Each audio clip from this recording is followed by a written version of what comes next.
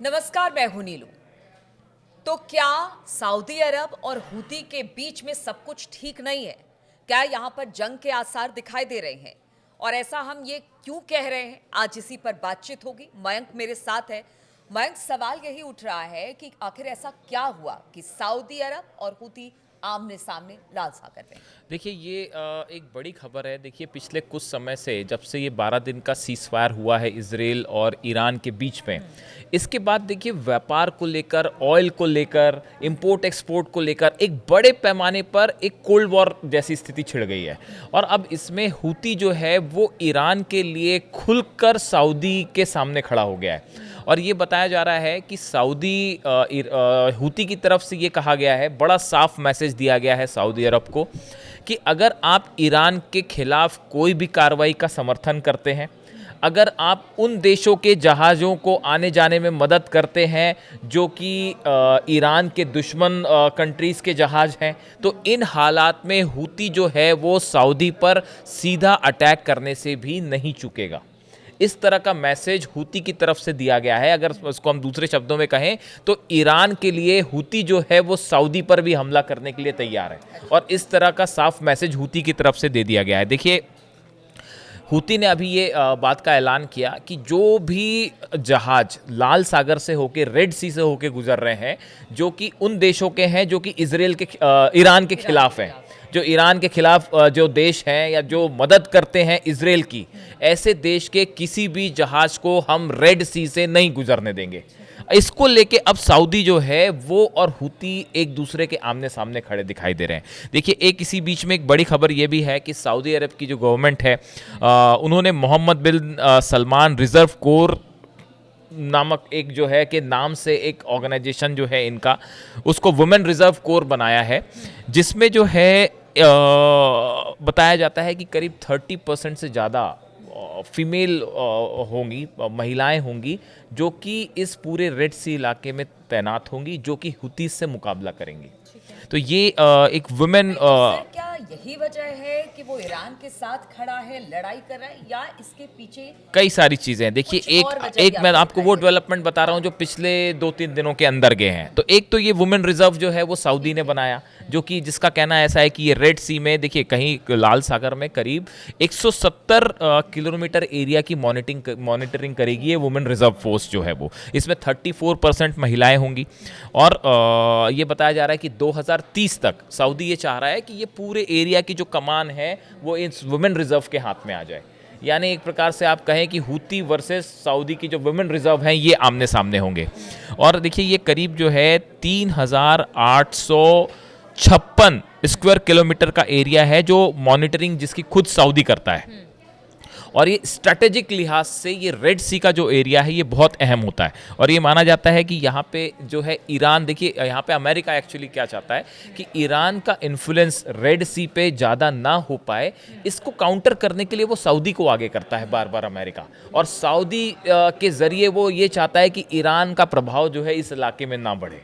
तो अमेरिका जो है वो सऊदी को एक प्रकार से जो एक्सपर्ट्स बताते हैं कि सऊदी को मोहरा बना के अमेरिका जो है वो ईरान को काउंटर करता है, खासकर इस रेड सी इलाके में। और ये बात हूती को पसंद नहीं है।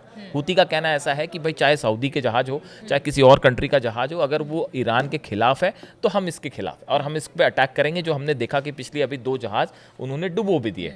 अब देखिए जो सऊदी अरेबिया का किंग अब्दुल्ला पोर्ट है, यहाँ पे पिछले कुछ वक्त में करीब 70% जो जहाज़ों का आना जाना था ये कम हो गया है। ये कह रहा है container ship traffic at Saudi Arabia's King Abdullah port dropped nearly 70% from 188 ships calls in 2023 to 59 in 2024। इस पोर्ट से जो इंपोर्ट एक्सपोर्ट हो रहा था सऊदी अरेबिया का, ये बहुत तेजी से कम हुआ है। ये कब से कम हुआ है? जब से हूतीज जो हैं वो लाल सागर में हमले कर रहे हैं। तो इससे सऊदी को एक तो बड़ा नुकसान है। और उसके अलावा देखिए जो रिपोर्ट आगे कह रही है, the kingdom believe the port was well placed on Red Sea trade route to profit of transfer of ships where goods are unloaded from big vessels and reloaded onto smaller ones for their final journey. ये जो port है Saudi Arabia का king Abdullah port, यहाँ पे क्या होता है, जो रेड सी से जहाज आ रहे हैं बड़े जहाज आते हैं वो यहाँ पे रुकते हैं, फिर यहाँ से छोटे छोटे वेसल्स में अपने डेस्टिनेशन को चले जाते हैं। सऊदी अरेबिया का ये जो पोर्ट है वो स्ट्रेटेजी के लिहाज से भी और व्यापार के लिहाज से भी बहुत अहम है। अगर हुतीज इसको निशाना बनाते हैं तो इस हालात में सऊदी को बड़ा नुकसान होगा। और यानी कुल मिलाकर ये कहा जाए कि अमेरिका और सऊदी की दोस्ती और ईरान के खिलाफ वो भले मध्यस्थता करता रहा हो अब तक, अगर अमेरिका और ईरान की बात की जाए इसके, लेकिन उस पर विश्वास नहीं है। बिल्कुल, देखिए हाँ, हमने देखा अभी अमेरिका में, हमने पिछले वीडियो में बताया कि अमेरिका ने कैसे ऑयल कंपनीज पे या जो शिपमेंट्स वाली कंपनीज हैं ईरान की, उस पर बैन लगाया। अब इसी को काउंटर करने के लिए हुतीज का कहना ऐसा है साहब कि अगर आप ईरान पे हमले करेंगे या ईरान को निशाना बनाएंगे या ईरान के ऑयल बिजनेस को रोकने की कोशिश करेंगे, ईरान को किसी तरह का आप नुकसान पहुंचाएंगे तो हम आपके खिलाफ खड़े हैं। अगर आप गजा में अपने ऑपरेशंस नहीं रोकते हैं, गजा में जिस तरह का नरसंहार हो रहा है, अगर आप उसको नहीं रोकते हैं। लेकिन मयंक, अमेरिका चाहता भी यही है कि देखिए मिडिल ईस्ट के जो हालात हैं इस वक्त, ईरान का वर्चस्व बढ़ने नहीं देना चाहती है अमेरिका, और साथ ही साथ ये सऊदी अरब को आगे बढ़ाती है। तो यहाँ पर तो फिर भी शांति नहीं, मतलब आपस में ही कई देश एक वॉर जो है, हाँ, एक वॉर जारी है। बिल्कुल होगी तो इसका फायदा अमेरिका को। देखिए, आप अगर देखें तो पिछले कुछ समय में हुतीज ने इजराइल पर भी अपने अटैक बढ़ा दिए हैं। अभी 24 घंटे पहले ही जो है बैलिस्टिक मिसाइल से, जो है हाइपरसोनिक मिसाइल से हुतीज ने हमला किया, जो कि उन्होंने दावा किया कि बेन गुरियन एयरपोर्ट के पास जो है वो हमने हमला किया।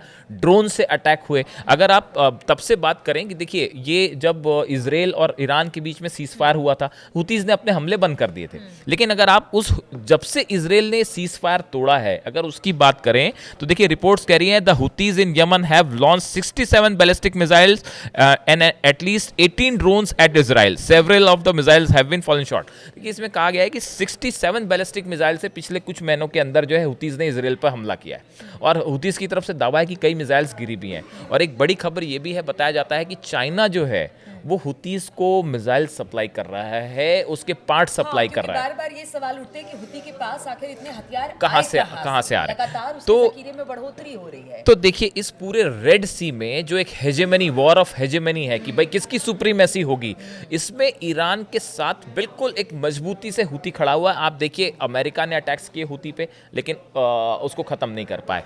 इजराइल ने कई बार हमले करने की कोशिश की, लेकिन उसको खत्म नहीं कर पाए, क्योंकि हुतीज जो है, हुतीज उस रेड सी में छोटे छोटे ग्रुप्स में डिवाइड होकर काम करते हैं। आप एक साथ सबको तबाह नहीं कर सकते, और खासकर समंदर में। और ये पूरा इलाका ऑयल के इंपोर्ट एक्सपोर्ट के लिए, व्यापार के लिए बेहद अहम है। ऐसे में हुतीज जो है वो कड़ी चुनौती बना हुआ है, ना सिर्फ अमेरिका के लिए बल्कि सऊदी के लिए, इजराइल के लिए। और अब सऊदी के साथ अगर हुती जो है वो सीधा 1-to-1 के लिए तैयार जैसा दिखाई दे रहा है। खबरें बता रही हैं कि अगर सऊदी अरेबिया जो है उसने किसी तरह का ईरान के खिलाफ कोई स्टेप लेने की कोशिश करते हैं, खासकर व्यापार के लिहाज से, क्योंकि इस समय जो है भले सीज फायर है, डायरेक्ट वॉर नहीं है, लेकिन एक कोल्ड वॉर वाली स्थिति खड़ी हो गई है, जिसमें बैन्स हो रहे हैं, टैरिफ हो रहे हैं और सैंक्शंस लगाए जा रहे हैं, जो लगातार अमेरिका ईरान पर लगा रहा है सैंक्शंस। उस वॉर में अब हुती ने कितना स्टैंड ले लिया है कि हम हर उस कंट्री का विरोध करेंगे, उनको जवाब देंगे, उनके शिप्स को गुजरने नहीं देंगे जो ईरान के खिलाफ। और बिल्कुल ईरान के खिलाफ क्या, वो तो गजा की भी बात यही करता है कि वहाँ पे शांति नहीं होगी तो हम इसी तरह से अटैक हमारा जारी रहेगा। हाँ। तो इस तरह से आप देखिए कि हुती वर्सेस सऊदी अरब एक नया वॉर फ्रंट खुलता दिखाई दे रहा है। बिल्कुल। तो देखिए सऊदी अरब भले अमेरिका के साथ हो, मध्यस्थता वो ईरान और अमेरिका के बीच में गाहे बगाहे करता रहा हो, लेकिन कभी भी उस पर विश्वास ईरान को नहीं हुआ। और अब हुती ने कह दिया है कि अगर ईरान के खिलाफ सऊदी अरब कुछ भी कदम उठाता है या फिर उसे नुकसान पहुंचाने की कोशिश करता है तो हम ईरान के साथ, यानी कि हुती ईरान के साथ खड़ा है। अब इसको लेकर आगे और क्या कुछ खबर आती है, इस पर हमारी नजर बनी रहेगी। फिलहाल बहुत बहुत शुक्रिया आप सभी का हमारे साथ इस चर्चा में शामिल।